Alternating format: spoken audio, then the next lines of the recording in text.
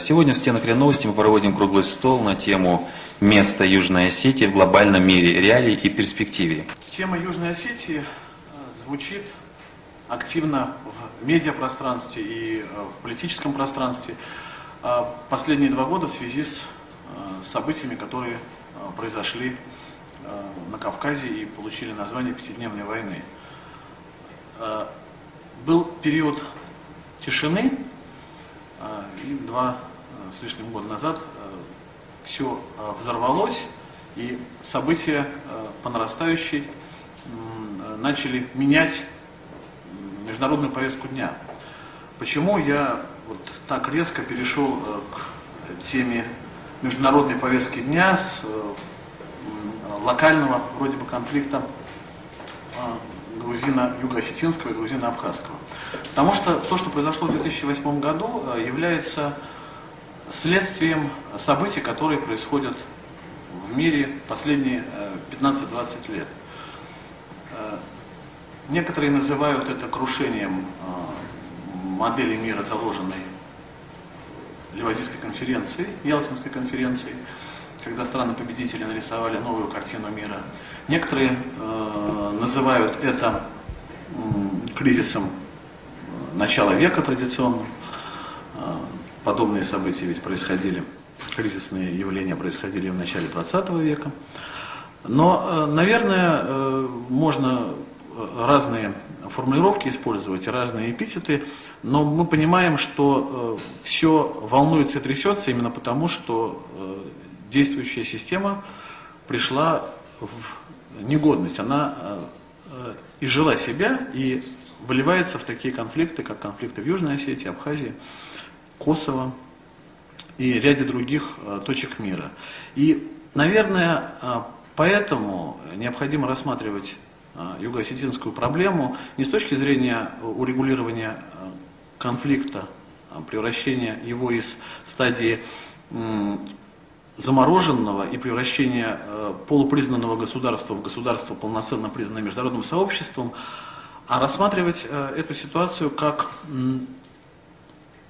последний звонок, что ли, наверное, который говорит нам о том, что если дальше будет продолжаться все таким образом, мы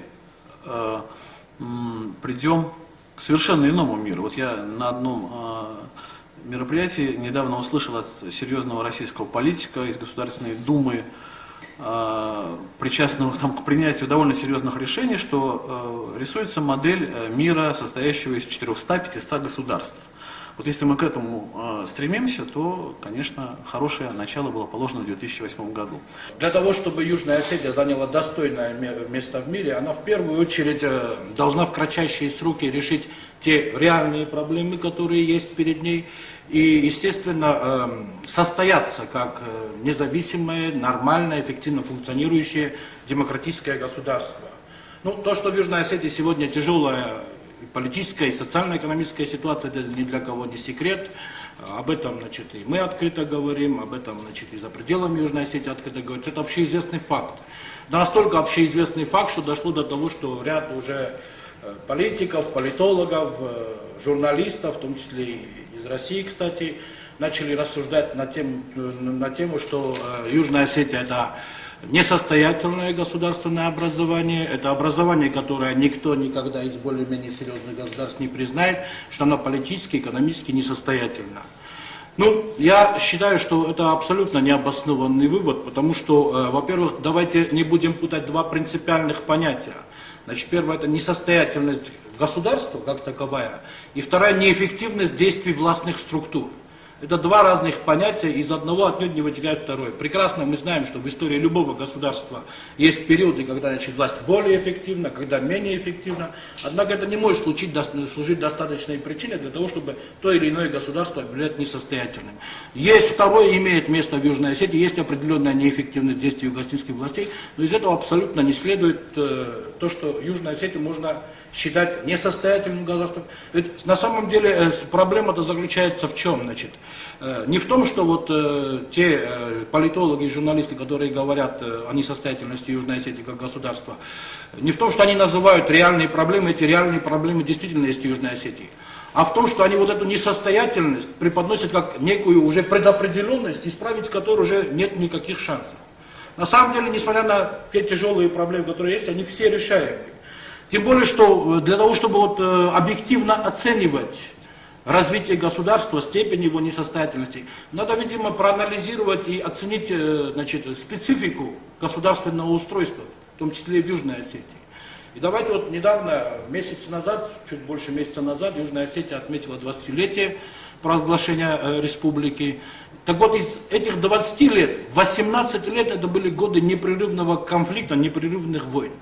Ну, согласитесь, в таких условиях говорить о нормальном государственном строительстве довольно сложно. В таких условиях естественно, что и политическая система, которая формировалась в таких специфических условиях, она не лишена недостатков. Есть определенные отступления и от демократических норм, есть предельная концентрация, так сказать, властных полномочий в рамках одной ветви власти. Есть, значит, мобилизационная экономика, которая, ну, другого варианта в таких условиях, кроме как сконцентрировать максимально все имеющиеся скудные возможности и просто обеспечить выживаемость населения, обеспечить его минимальные потребности, других вариантов не было. Я думаю, вот, что российским общественным организациям, российским неправительственным организациям, некоммерческим организациям, вот они очень мало сегодня внимания уделяют на самом деле в Южной Осетии. В отличие от Запада, в отличие от западных этих, 18 лет независимости, значит, западные фонды различные организации, значит, финансировали, выдавали гранты через Грузию различным юго-осетинским организациям. Сегодня они, несмотря на то, что они ничего не признают и так далее, сегодня они стремятся, активно там работают. А Россия вот там не работает. Вот возникает вопрос, Россия хочет, так сказать, в Южной Осетии получить пророссийское гражданское общество или прозападное, прогрузинское? После августовской войны мы получили такой великий шанс, который не используется, и скептики имеют все основания для этого. Так что их тоже надо понимать. Что касается России, то это тоже правильно.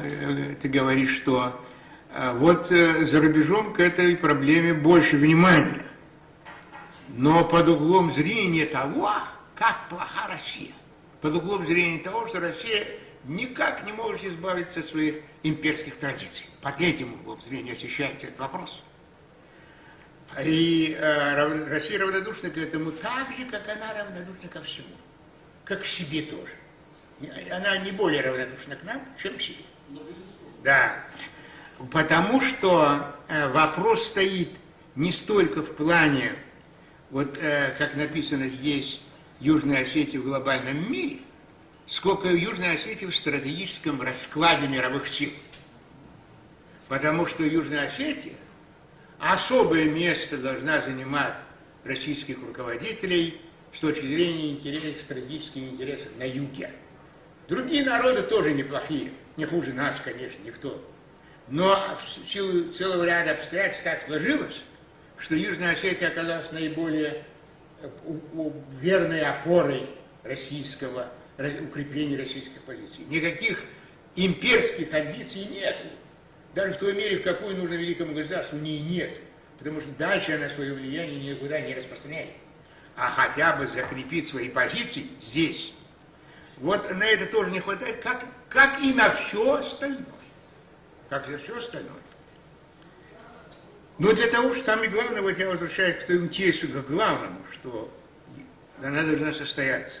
Она должна получить признание не только России и Венесуэлы, да, но и других государств.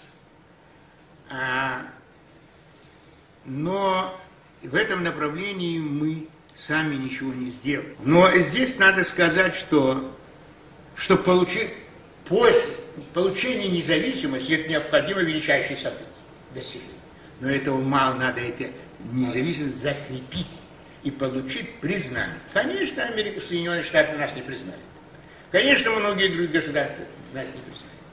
Но есть резерв, который может нас признать. И это европейское общественное мнение.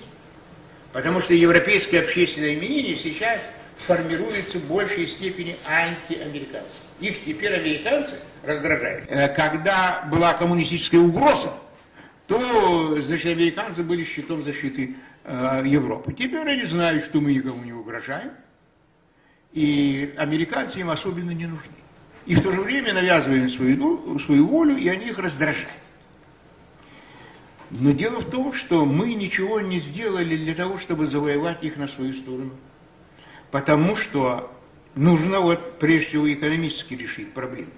Что она означает, да, коротко буду говорить, поэтому я какие-то вещи по этому поводу написал, не самые лучшие, может быть, но а дальше прекратил, потому что шансов на их осуществление нет.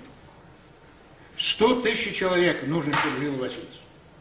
Чтобы она, что-нибудь минимум, чтобы она что-нибудь стоила. Вот с тем населением, которое сейчас, ничего нельзя сделать. Нихуй Господь Бог не сделает. Когда-то было в Южной Осетии 100 ждали больше.